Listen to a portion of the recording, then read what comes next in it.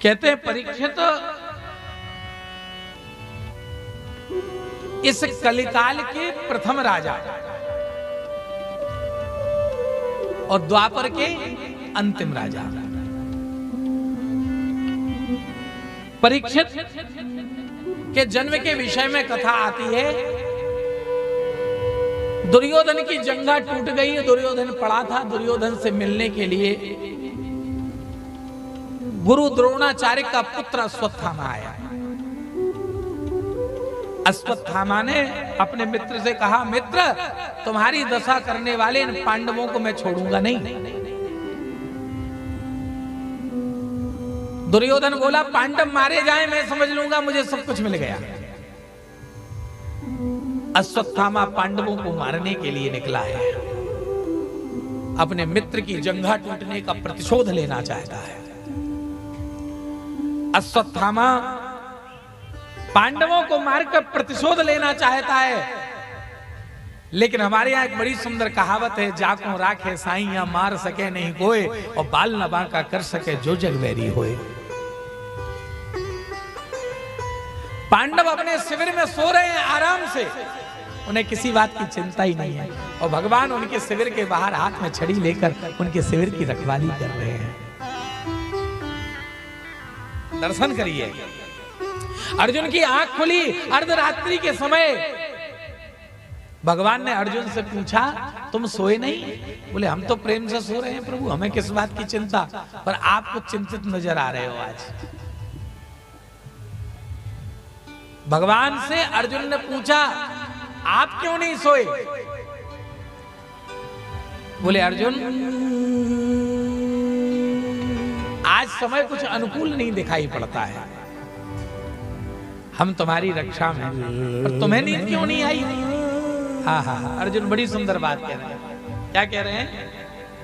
कि काहू के बल भजन को और काहू के आचार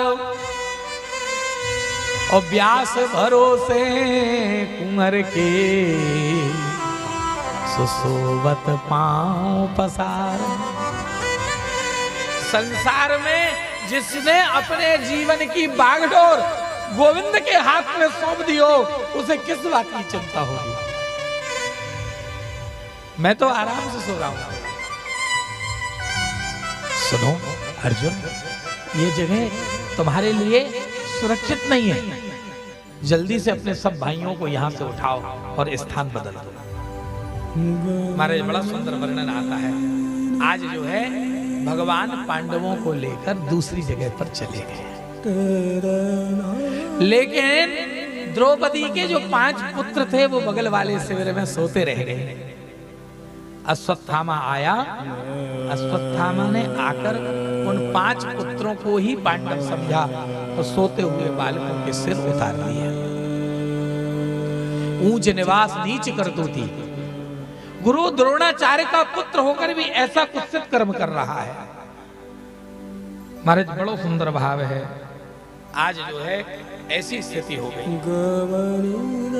आज उसने 5 बालकों की हत्या कर दी, 5 के सिर लेकर दुर्योधन के पास पहुंचा।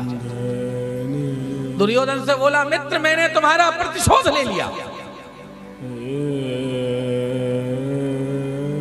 मित्र क्या प्रमाण है? दुर्योधन ने पूछा। बोले, 5 के सिर लाया। 5 के सिर लाए, दिखाओ, प्रमाण प्रस्तुत करो। 5 के सिर जैसे ही प्रकाश किया और दुर्योधन को दिखाए तो दुर्योधन के नेत्रों से आंसू बहने लगे। मित्र, तुमने प्रतिशोध तो लिया, पर तुमने गलती कर दी।